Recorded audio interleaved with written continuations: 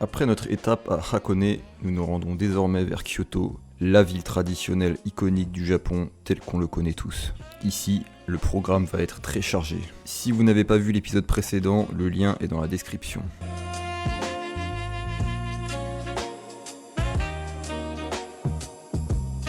On arrive donc le soir à Kyoto et on a vraiment faim. Et juste à côté de notre hôtel, on trouve un petit restaurant népalais très sympa que je vous recommande vraiment. On a acheté, ils n'ont pas de prise à l'hôtel, pas d'adaptateur. Hein. C'est ma Nepal Ice. T'as vu comment on est bien servi là? Toi t'as pas ça toi? Nie, ale wszystko jest po japońsku. Fierté népalaise. Le verre glacé, là, on va se mettre bien. Też widzisz jaki jesteś? Ok, santé. Franchement pas mal. Hein. Nie wiem, En fait, elle est originale, elle a un petit goût, japoński. on dirait un peu une 1664 modifiée. Enfin, les bières japonaises sont pas folles. Hein. Ile ma procent? 5,5. Hein. On va chimoraver. Alors il y a directement un gros contraste entre la nourriture japonaise et népalaise. En fait on passe de petits mets copieux et modestes à une grande quantité de nourriture grasse et épicée. Mais pour le coup ça nous fait vraiment du bien. Genre voilà, tu prends ta merde. Hop. Tu vois? Putain, il est énorme le truc, mec. Putain les gars, la taille du bordel. Hein. Exactement la taille du pain, gros, c'est un kebab. C'est un giga tacos le bordel. C'est le pain au beurre, hein, je crois. En plus les serveurs étaient hyper sympas, franchement, Big Banger 2026. Faut qu'on se prépare pour le sprint qu'on va taper juste après. Hein. Dès qu'on a fini de manger, hein, gros sprint. Direction l'hôtel. Ça va être compliqué un peu avec le ventre lourd, mais... J'ai un os géant, genre... il a détruit ma vie. Du coup voilà, on a passé notre première nuit à Kyoto, on se réveille et on va au Family Mart juste à côté, donc c'est comme un 7-Eleven, pour manger notre petit déjeuner et commencer la journée. Les gars, en fait on dirait qu'on est dans Pokémon. Il y a que des musiques, des jingles partout, en vibe Pokémon, tu vois. Abusé. And two Koroshiki stick, two card.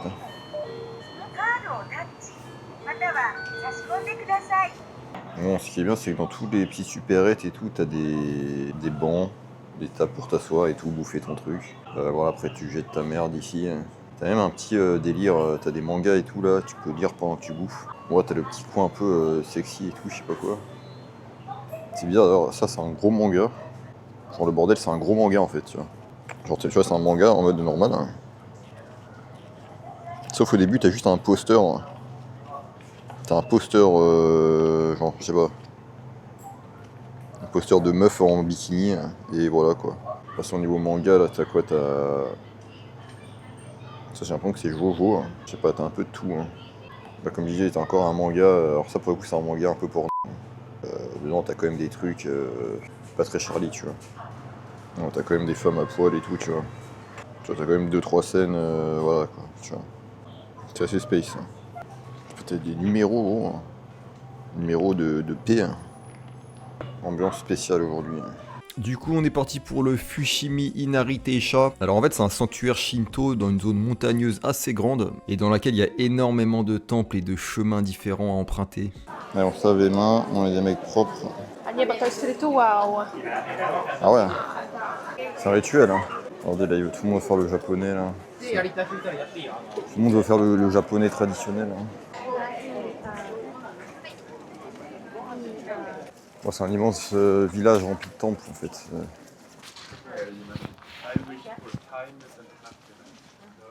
Il y a un Bouddha dedans, je sais pas si vous voyez.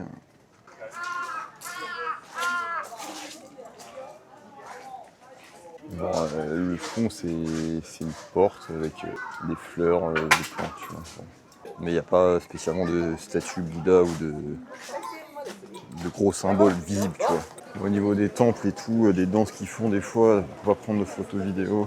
Sinon t'as un mec qui te met une béquille devant le genou là. T'as un gars, il vient, il te menace devant tout le monde. T'as un cheval. Le cheval blanc d'Henri IV. Libérer la crime. Voilà, on arrive au lieu. You are not here, you are nowhere. Alors maintenant cet endroit vous parle sûrement un peu plus, vous avez forcément déjà vu des photos avec tous ces portails rouges. Et c'est vrai que sur le coup c'est assez impressionnant. Celle-là elle est pas mal mais j'ai un truc bizarre au niveau du fut là. Dobra, ale a pokaż moje. T'as vu? Je sais pas, il se passe un truc on dirait. C'est pas un truc. Ça, il y a une épée, hein. On a réussi notre vie, on a des photos ici, c'est bon. On a fini le game. Les amis, nous sortons des sentiers battus. Donc là, c'est moins mainstream, tu vois.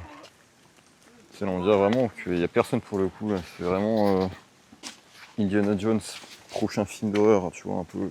Je sais pas. Ah bon, en fait, c'est abandonné, mais c'est quand même propre, tu vois. Propre et rangé. Bon, t'as pas de traduction en anglais, mais bon.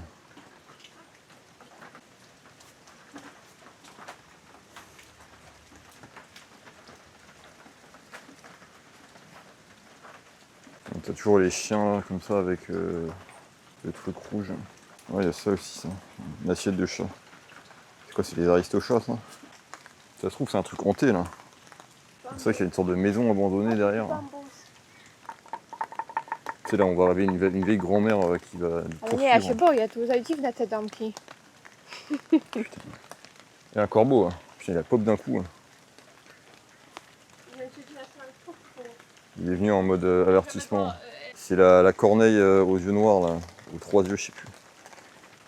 On déguerpille avant de réveiller une malédiction.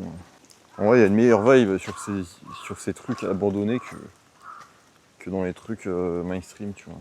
Alors je vous avoue que la zone est vraiment immense et c'est compliqué de tout voir, il y a vraiment des centaines de chemins différents possibles et on s'y perd assez facilement. C'est vraiment un labyrinthe pour le coup. Tu peux collectionner les trucs rouges, quoi. Je sais pas comment ça s'appelle, un shrine, je crois. C'est vraiment un musée de temples. C'est bien, au moins, ça, vu qu'il y a beaucoup de touristes, ça répartit les gens. Ça empêche que tout soit bondé. Hein.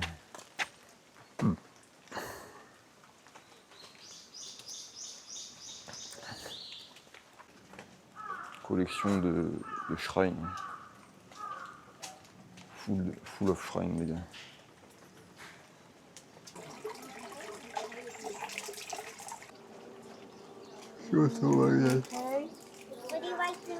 On a trouvé l'Eldorado, tout est libre. Nous sommes les Mind Guys. Mais globalement, voilà, ce que je disais, c'est que dès qu'il faut un peu marcher, il n'y a plus de touristes. Au final, c'est assez immense. Hein. Il n'y a pas beaucoup de marches, mais il faut quand même monter et tout, tu vois. Et on a perdu 90% des gens, quoi, tu vois. Donc c'est une sélection naturelle qui se fait, tu vois. Nous sommes bloqués dans les backrooms. Japanese backrooms. Bon, les amis, il pleut de malade, donc...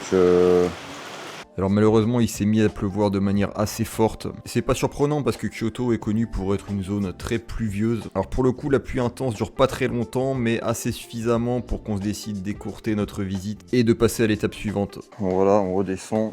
C'est tellement grand que on n'a pas vu... on n'a pas fait un quart. Hein. On a fait un quart peut-être, à peine peut-être. Donc là on fait un peu du hors-piste et on redescend par un chemin qui est emprunté par personne. Nous allons à Higashinayami, quartier chaud de Kyoto. En fait c'est humide, il fait chaud là, il pleut et tout, c'est humide mais il fait chaud quoi, donc tu prends un kawaii et c'est carré quoi. Même en short ça passe, c'est mieux même. Là je transpire là en fut. On dirait un peu Jurassic Park. Tak. C'est mal un truc, panneau abandonné, hein, chinois, qu'est-ce que je dis, japonais. On va tomber sur un arbre comme dans From. Hein. On va être bloqué dans un truc japonais, là. Un village japonais. Une fois redescendu, on arrive dans une zone pavillonnaire qui nous fait penser un peu aux endroits qu'on peut voir dans les animés, avec les rues calmes, les maisons, les petits jardins avec les bonsaïs. On voit que tout le monde a son petit bonsaï de poche. Vraiment, on dirait que les voitures ont été écrasées entre elles. Hein. Voilà, une zone un peu plus japonais du quotidien et pas touristique. Sur le chemin, on visite le Tofuku-ji, qui est un sanctuaire bouddhiste pour le coup. Je précise qu'au Japon, il y a deux religions, le shintoïsme, qui est la religion traditionnelle du Japon, et le bouddhisme, qui a été introduit de Chine et de Corée au 6e siècle. Et aujourd'hui, la majorité des Japonais pratiquent les deux sans y voir de contradiction. Pour résumer rapidement, le Shinto s'est centré sur les esprits et les divinités qui habitent la nature. Ça peut être des rivières, des arbres, une montagne, comme le mont Fuji par exemple, et son but est surtout de vivre en harmonie avec la nature et de préserver la pureté. Et le bouddhisme japonais va davantage traiter de la souffrance, la mort, la réincarnation, l'éveil spirituel. Donc les temples bouddhistes sont souvent associés aux funérailles, aux cimetières, aux cérémonies pour les ancêtres. Donc voilà, c'est un grand sujet qu'on développera potentiellement dans des autres épisodes. On s'est réfugié dans un petit resto. C'est quoi? C'est takoyaki. Bref, voilà, t'as des petites boulettes de viande. Et après on a pris ça, la gyoza et des frites.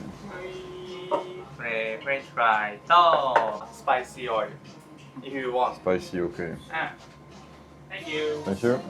Le mec il est hyper happy. Hein. Il kiffe sa vie, franchement. Il régale. Donc voilà.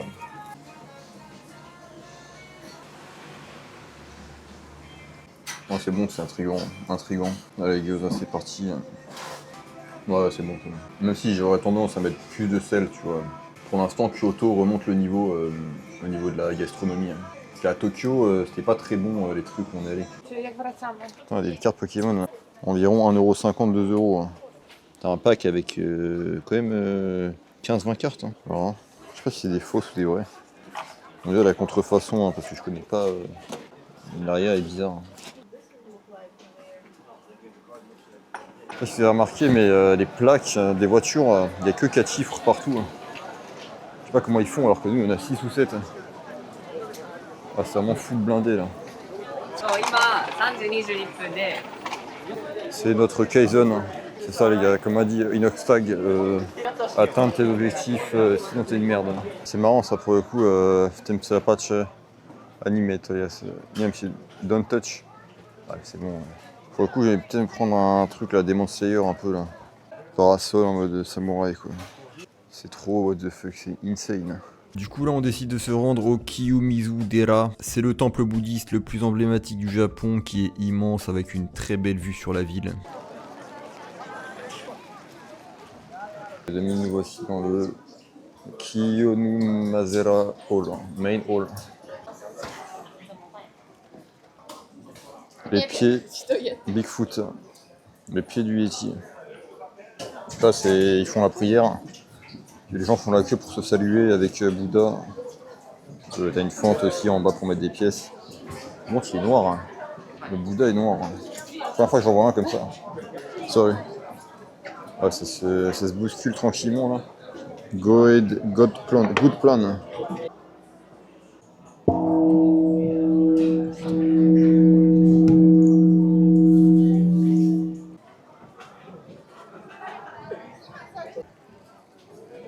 Il y a un mec.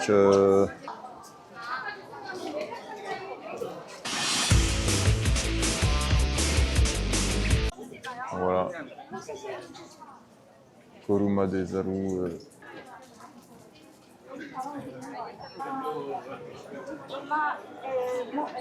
C'est la folie, on a tout dévalisé là, on a acheté 500 000 trucs. Tu sais, des petites figurines, statues mignonnes et tout. Je vous fais un unboxing en rentrant du Auchan. Mais ouais, en vrai, ça tu peux très facilement dépenser énormément de sommes au Japon dans les souvenirs parce que c'est pas comme dans les autres pays, tu vois. T'as juste des magnèses pour le frigo, là. Juste des tasses, tu vois, là. T'as vraiment des trucs sympas, quoi. La bienvenue c'est ça, je pense.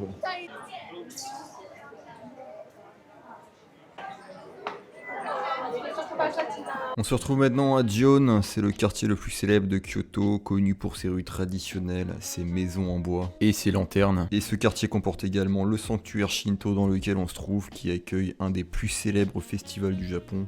C'est overdose de temple là aujourd'hui, premier jour à Kyoto. Overdose de temple. Même les toilettes, c'est un temple. Il y a un yin-yang, on est dans les toilettes publiques. Regardez le bordel là, c'est des shots, c'est un truc high-tech. T'as même ça, c'est pour simuler le bruit de la chasse d'eau.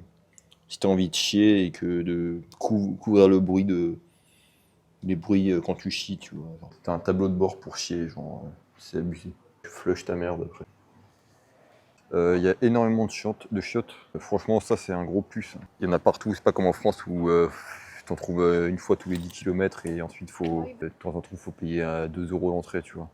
Même dans les gares. Il y a énormément de poubelles en fait, mais elles sont à des spots stratégiques, genre les supermarchés, les petites supérieures de merde. Même près des toilettes, t'en as, tu vois. Et en fait, il faut savoir où c'est mis. Hein. Et après, une fois que t'as l'habitude, tu captes, tu vois.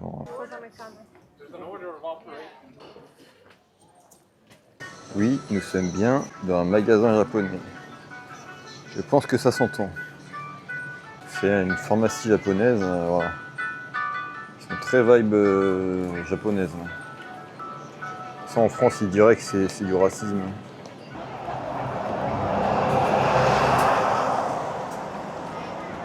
C'est un quartier aussi très fréquenté. Pour moi, c'est joli, hein. Il y a une petite vibe. Nie, wysłali i gadają. Voilà le fleuve. Fleuve de Kyoto. Le fleuve Kamo. Avec des petites maisons sur pilotis, là, on dirait. Il va faire nuit, là, il y aura une petite vibe Kaizen, Shogun. Petite vibe Inox Tag à l'ancienne. Alors pour finir notre journée bien chargée, on va au Nishiki Market. C'est un marché qui depuis 400 ans propose tout type de mets japonais. Sushi. Kapniowe. Nie, to bajera chyba. O, jemy. To ten... Le royaume de la consommation, bienvenue. Oh mais les mecs ils vendent des fraises à l'unité genre. Si je pouvais arrêter le temps, je taperais un croc un peu partout, tu vois. O, les serio, huîtres, ja hein. nigdy tego nie jadłam. No też nie, ale to się rusza, to trochę, wiesz, tak. Mais bon, c'est des vrais, hein. To są prawdziwe. Ça c'est des vrais crabes. Ah bon, ty ma, patrz, krewetki. Bardziej chyba dotknie. Krewetki jakie big.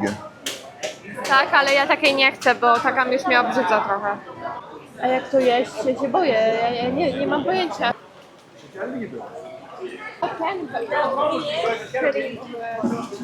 Please one shrimp tempura. By card? Cash, okay. Bo to jest jakieś znane mięso też, ale drogie. Putain, il est habillé Kobe. en Demon Slayer. Hein. Le gars, il y a le mec de Demon Slayer qui fait des burgers. Hein. Alors là il me semble qu'on a pris un squid tempura, donc une sorte de tenders à la pieuvre hein, si vous voulez. Pour le coup c'était pas mal. Par contre le crabe c'est vraiment pas ma cam. Voici du crabe, les gars. Hein. Putain, la gueule du truc. Ça se casse, ça. Tak, bo to miękkie. Ça va, mais c'est un peu trop... Pas trop fan de la forme. Pas trop fan de la forme. No tak, no bo nie umiesz tego jeść, papa, i się to rozwala. Może być. Mais en fait, en petite quantité, pas en gros, tu vois. Tu pourrais pas manger un burger de ça. No ale burger... Ostre. Moi, tu vois, un sushi au crabe, ce serait bien parce que ça ajouterait son truc avec les autres goûts, mais... On finit enfin par tester le Wagyu beef. Donc c'est un bœuf japonais très connu qui a une texture assez particulière et qui doit correspondre à des critères très stricts. La viande doit provenir d'une lignée de Japanese Black, donc c'est une race de bovins japonais. Et en plus, il faut que le bœuf soit né et élevé dans la préfecture de Hyogo et qu'il a été transformé dans cette même région et qu'il atteigne un niveau de qualité élevé. Donc c'est un bœuf master race quoi, qui a été sélectionné de manière assez stratosphérique.